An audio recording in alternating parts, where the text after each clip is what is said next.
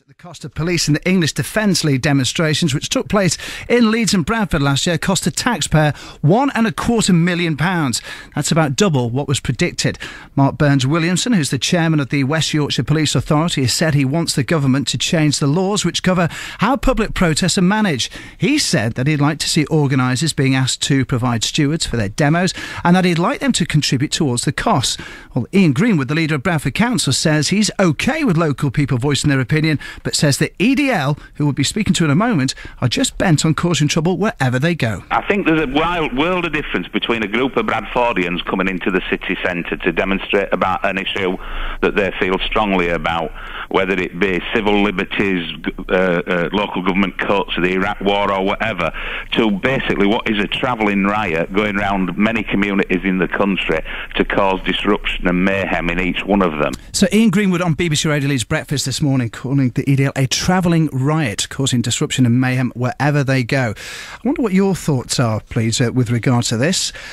Were the protests worth £1 million? Should the taxpayer be footing the bill? Doesn't everyone deserve the right to voice their opinion, whatever the cost? It's part and parcel of living in a democracy. Call me 0845 303 333 or text 81333 and start your message with Leeds. 81333 and start your message with Leeds. Already on the text. There shouldn't be any policing, according to Budge, at EDL events. Cowardly thug UAF troublemakers, that's United Against Fascism, would then keep away and there'd be no trouble, so he says in Leeds. Don't stop the English Defence League, says another. They're the only people who'll make this government listen. It's just too easy to ban them.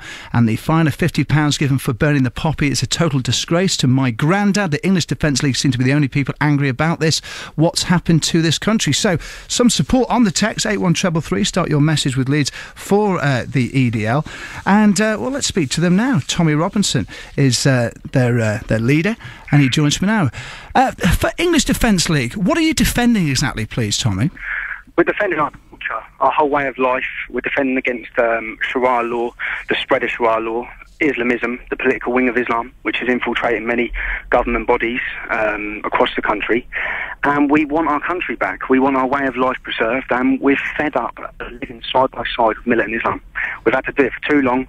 Militant Islam has roamed these streets for 15 years unchallenged, and those days have gone. We're here to challenge and we're here to highlight the issues. We're here to wake up the politicians, our political leaders, into doing what the people want. They need to remember that we're not a dictatorship. They're put in power to do what the people want. No one in this country wants Islamism. No one in this country wants terrorism. No one in this country wants to see people burning poppies. No one wants to see any of these instances. But yet we're seeing it on a daily basis now. The problem's getting bigger. It's spreading like a cancer from one end of the country to the other, and we need to deal with it. But is rioting, as Ian Greenwood, as you probably just heard before, Tommy, on BBC Radio Leeds earlier, is rioting the right way? No, we haven't rioted, though, have we? What is the right way? Obviously, people can question our tactics, but what are we supposed to do? Because we've sat back, we've waited for politically minded people to solve these problems. They haven't solved them. They've allowed them. They've actually facilitated it to get a situation to get as bad as it has. Now, this is the last option. We want our voices heard. We've got no platform to have our voices heard. We've got no strong leadership in this country. We've only got appeasers like that councillor I've just heard speaking. You can protest against anything you want to, but not against Islam, because we're petrified of anyone who protests against Islam, because they're petrified of the Islamic reaction to it. But should we pick up, as a taxpayer, should we pick up the cost of that voice, which is over £1 million? Why? We talk about over £1 million. It's like sweet shop money when you look in the... We spend £2.5 billion a year to follow and monitor these asylum lunatics that wish to blow us up. £2.5 billion a year. The Prevent scheme, they were given £360 million from one end of this country to the other end, the Muslim community were, in order to prevent Islamic extremism. That means we've got 720 demonstrations to even touch that pot. And you can also look at, when we start talking about the effects and money, when it comes down to finances, the Ramadan, 20% of British Muslims have diabetes too, because of the effects of fasting for a month. We've got 8-year-old school children now fasting for 16 hours a day.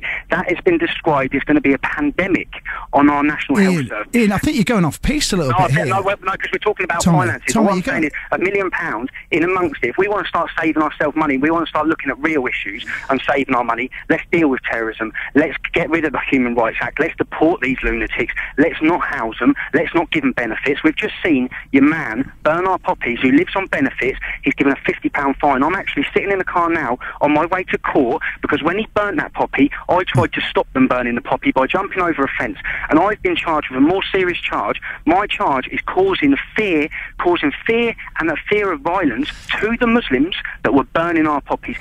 Tommy, let's just move this on a bit, though. I mean, at the end of the day, we can't keep taxpayers can't keep affording to pay for demonstrations and demonstrate. They can't. So what about the police asking the Home Secretary to limit numbers at future EDL demos? Can you not still get your point across in a more cost-effective way, if you like? The police force that have asked for this is the same police force and the same leadership that facilitated the raping of our youth to Muslim gangs in West Yorkshire. They knew about it for 20 years. Massive blanket statement that you're making. No, it's true. It's true. The police have actually come out and said it. West Yorkshire Police. They facilitated. They knew it was going on. They allowed it. They're weak leadership. And this is just another pathetic attempt, and it's an embarrassment on behalf of the police force to even write a letter talking about eroding our democracy. Our democracy. Oh, that's what this is. People have died and whole generations have given their lives for these freedoms we enjoy.